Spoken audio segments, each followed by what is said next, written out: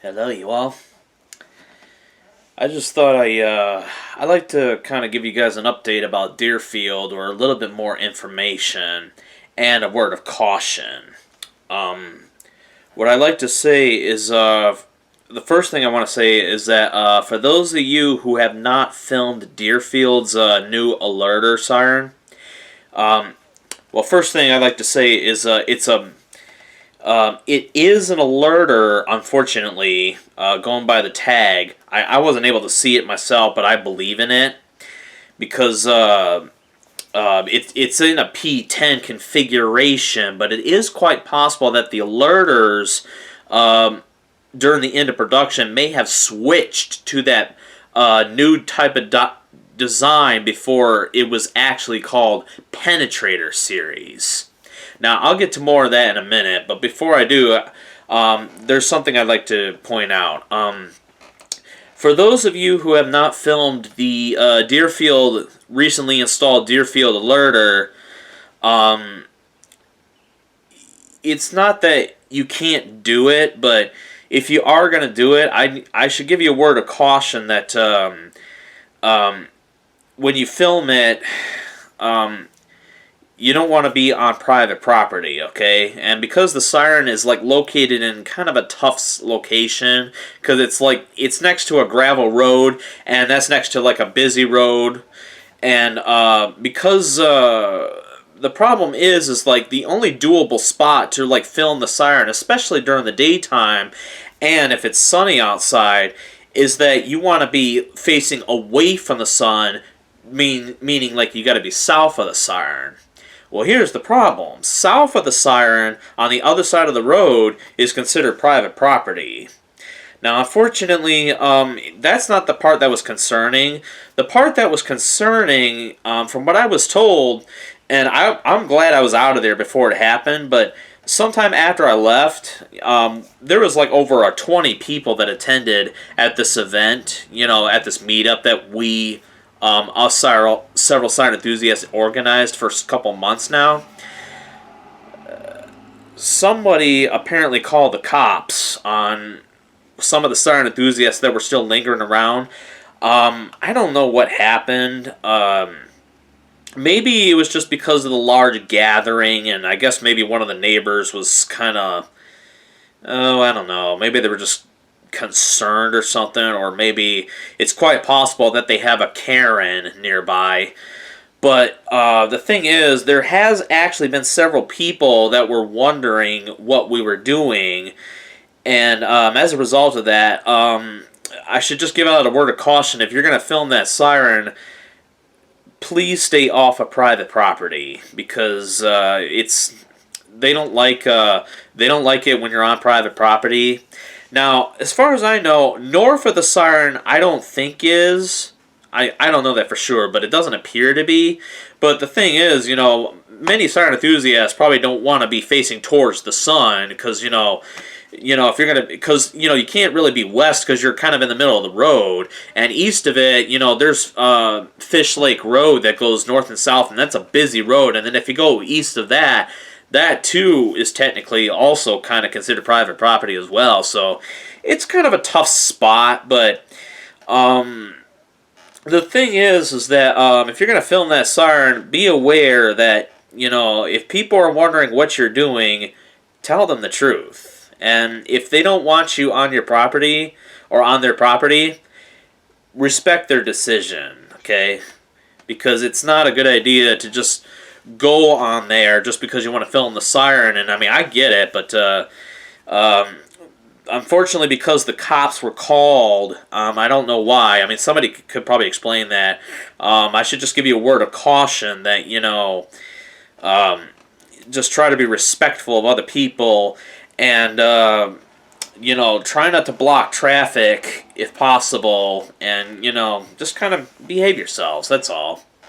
That's basically what I want to give the word of caution about. But back to the information. Here's the thing. Some of you may be wondering, like, well, what is it? Is it a P10? Is it an alerter? But here's the thing. Here's what I believe, and I wasn't actually fully aware of this, but there is one little fact I'd like to point out that I was able to get from a siren enthusiast.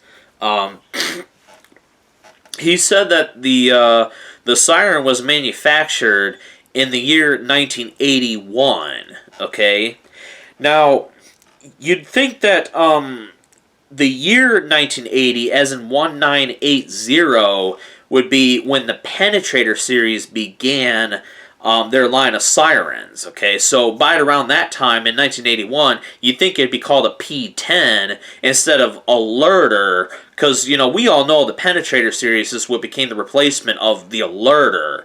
But it is quite possible that because we called it like a prototype P10, but I'm not sure if that's the best way to describe it, because I don't know when you say a prototype would be something that kind of almost looks like almost similar like the production model, but not exactly like the production model.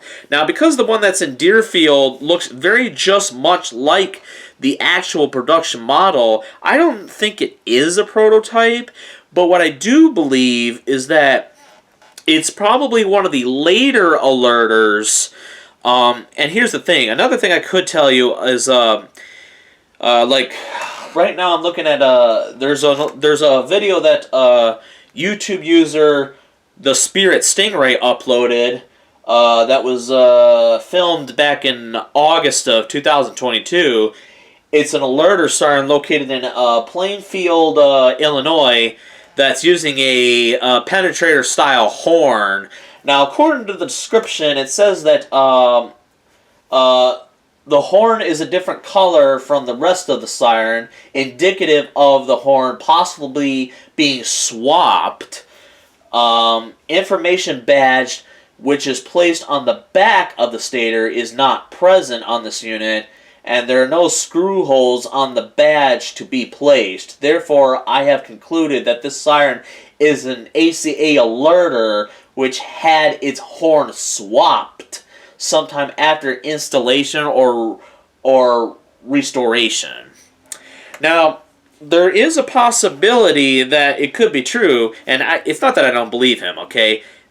Maybe that's true, but another thing is that it is quite possible that maybe in the later production years of the alerters, just before it was switched into the penetrator line, it is quite possible that the alerters, the very last of the alerters, did have the penetrator style horn, or some of them even said that they probably had the optional choice of the more different style horn that was used during the penetrator line before it was actually announced as penetrator, or before the penetrator line actually came out. Now, here's what I actually always thought. I actually thought it was in the year 1980 when the penetrator line actually officially began. Now, maybe that's true, but it may not be. Because here's the thing. If it actually began in 1980, and this siren was built in 1981, how is it that it's called an alerter and not a P10? Well, I guess you could still say it's a P10 anyways. I mean, I titled it saying it that way because, basically just the configuration. But if it's really an alerter, let's say it was manufactured before the penetrator line was actually released, then that's when you should be calling it alerter, Now, the alerter and a P10, we all know they're really the same siren. I mean, aside from the configuration, but because it uses the same motor and chopper and almost every other single piece, except just the horn and the air intake and the screen, of course, that's, it's still, it could be confusing, Now, Woodstock is too obvious. That one's definitely an alerter, but, there's a history about, maybe the original horns being damaged and they retrofitted it with a penetrator-style horn. I'm not sure when, but I don't know much about the history of Woodstock or what happened or how it happened, but I know for a fact, because 812 port, that was definitely during the alerter times, not when the penetrator lines was happening in the 1980s. the only 812 port that was available for the penetrator line was just for the P50, not the P10 or P15. But Deerfield, from what I understand, I believe it was originally installed at some nuclear plant, I believe in Nebraska. I don't know much information about that. And it was restored. I don't know if it was Connor or somebody, but somebody did restore the alerter that's in the P10 configuration, whatever you want to call it. But I think the thing that just got people confused is, like, whether to call an alerter or a P10. Now, the way how I see it, you could probably call it whatever you prefer, because there's really no rules. But the way how I see it is that when you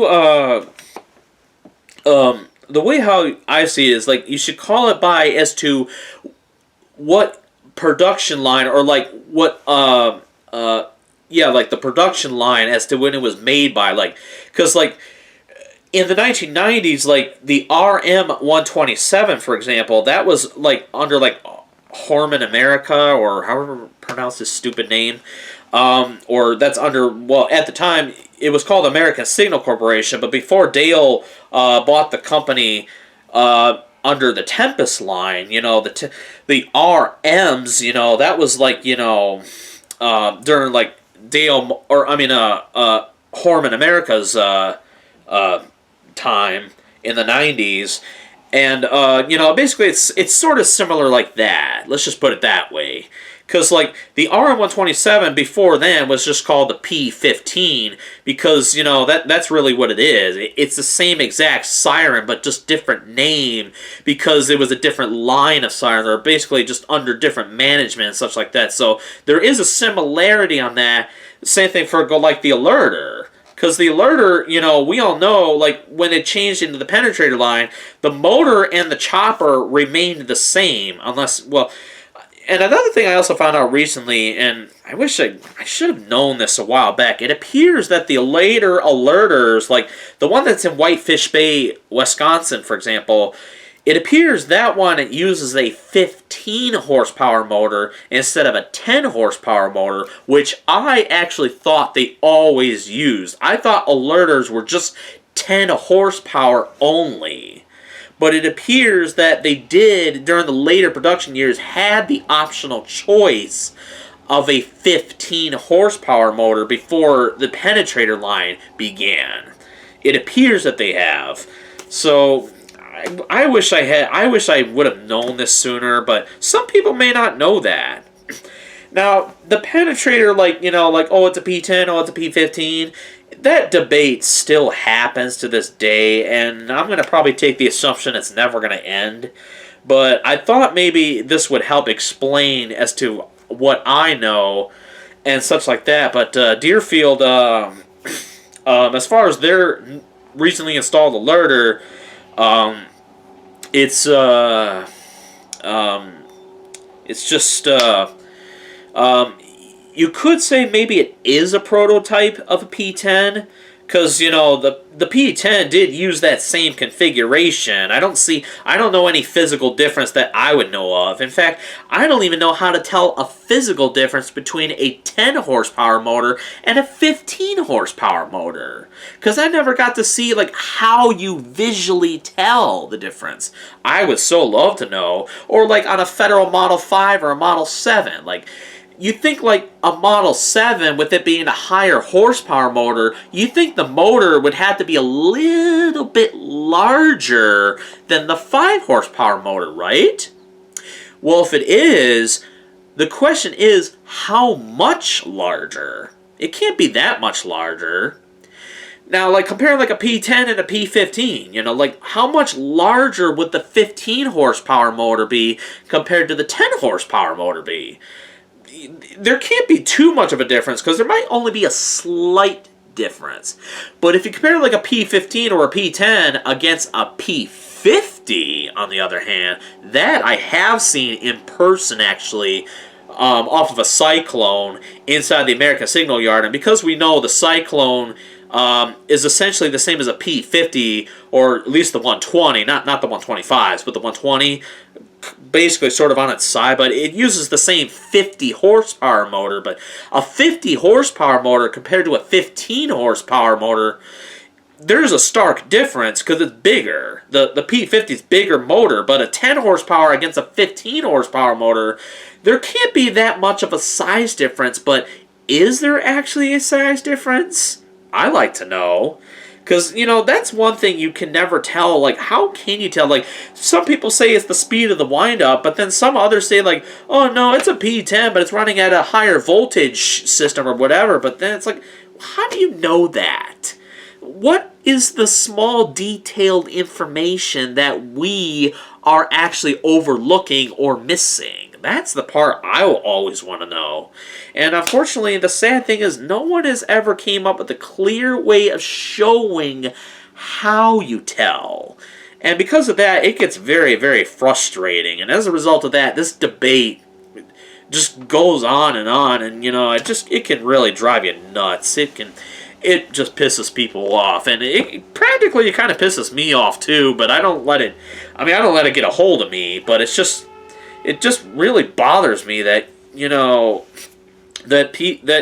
people just they assume these things, but if they don't have proper information to prove it, so I don't consider it a wise decision to spread information. Now, if they're saying they're speculating, like they're assuming or guessing that it is, that sounds more honest to me, like, because they're not sure, but it appears that it is. Because, like, for example, I could say, like, that alerter that I filmed in Emmetsburg, Iowa, several siren enthusiasts are claiming that it's from Mason City, Iowa, and I try to wonder how were they able to confirm that, and even asking Troy Sundit, or however you pronounce his last name, who lives in Mason City, he also believes that that alerter that's in Emmetsburg is also from Mason City as well. And I like to believe that it is too. I'm trying to wonder how they confirmed it, but it is quite possible that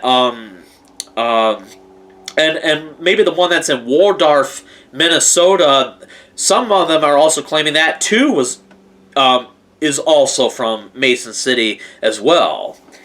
My assumption was that I thought they got scrapped. Now, I know for a fact the SRMBs got scrapped, sadly, but the alerters, the 1012 alerters that they used to have, I guess apparently there's been some survivors. But I like to believe Emmetsburg is from Mason City, and as well as Waldorf, if I said it correctly, Minnesota. But anyways, for the penetrator, it does get very confusing. Like, some people may even say, like, oh, like the intake, like the ones that are cylinder instead of like the cone shape. Cylinders are P15s, while the P10s are just only the cone shapes. Well, unfortunately, that's not the case. Now, it appears that the ones that are the cone-shaped ones, like the straighter intakes, I don't know of any that are 10 horsepower that has the straight intake shape, cylinder type. But as far as, like, 15 horsepower with the cone shape, those I know are real, okay? As well as 10 horsepower when they have that option. I also don't know what exact year the 10 horsepower motor ended, while the 15 horsepower, because the 15 horsepower was proven to be better, just to stay that way. It is quite possible they were made as 10 horsepower as an optional choice until the 1990s, but I don't know that for sure. I can't confirm that. But one thing I could say for certain, from what I asked Dale from American Signal, he said that the dual tones, he believes that the dual tone penetrators, like the 912 ports, for example, those most likely ended production, or the final production year for dual tone was 1989. okay? Which would have made sense, because, you know, pretty much right around the time dual tone was fading away and phasing out. So, you know, by 1990, you know, and 1991, there was really no need for, like, dual tone.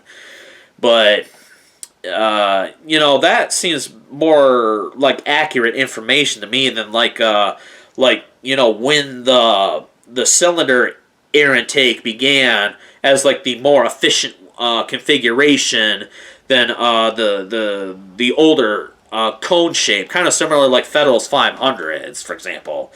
But yeah, I just thought I'd like to say that for Deerfield, it's an alerter, but you know, sort of a penetrator disguise, what do you want to call it? Because somebody was able to confirm that it has an alerter tag, but it was manufactured in 1981, so it's kind of a little confusing. That's why I say like a prototype, you know, even though it may not actually be a prototype. So the problem is, us in the siren community, we say so many different random information. It's hard to tell if that's really how you should be calling it as. But yeah, and another thing is like for Deerfield, like for those of you that are planning on filming that siren, beware. Just try to respect people's private property. You know, don't go on there.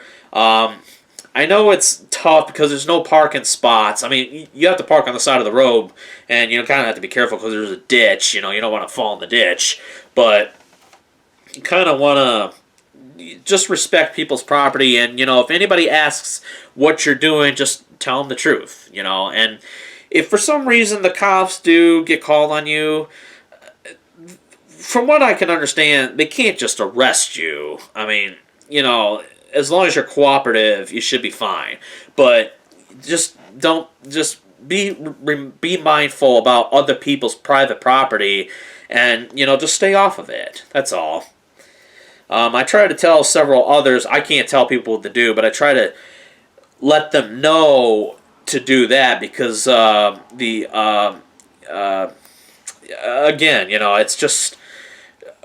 The owner asked me, you know, what was going on, and I just told him the truth, and I tried to tell him, I told him, or tried to give him a heads up that there's expected to be like over 12 different siren enthusiasts that are going to show up, and he wasn't crazy about wanting people on his lawn, which I don't have a problem with. You know, it's like, okay, well, that's his property, you know, he can't. But yeah, like, you know, you should be respectful about that, and just keep in mind, you know, I just thought I'd give you all a heads up on that. But aside from that, though, I think that's all I want to say for Deerfield and P10s and such. But if you have any information you'd like to point out on how you tell the physical difference between a 10 horsepower motor and a 15 horsepower motor, or better yet, if you can actually show a side-by-side comparison, like try to make it, you know, side-by-side as possible, and knowing like how you tell visually, that would be great. Or, you know, if you can actually describe detailed information in the comment section, feel free to. I'd be very glad to. Or if you can describe more detailed information about the alerter that's in Deerfield, you could please point that out if you wish. I'd be glad to hear that. You know, people would love to hear information like that. So I would actually encourage if you could, if possible. Not that you have to, but that'd be great. But another thing, many of you already know this, but just for those of you that don't know, it's official. I am going to Siren Con this year. And it's going to be, it's less than a month from now. I'm really well aware of that. And you know what the best part is? I'm bringing my wheelin' with me. Yep. For those of you that are attending Siren Con, you won't be disappointed unless something goes wrong with my siren, but it shouldn't. But my wheelin' works, and I'm going to make sure it's ready for Siren Con, and I'll be sounding it off when it's my time and such like that, and I'm definitely looking forward to it. So, yes, I am going to Siren Con this year. Kind of a little nervous, but I really want to do this. I really want to try this out and see, you know, what it's like, because many people want to hear my wheeling, and I don't blame them. So yeah, I'll be I just thought I'd just like to tell you all, and that's all I want to say for the day. But uh, thank you all for watching and listening.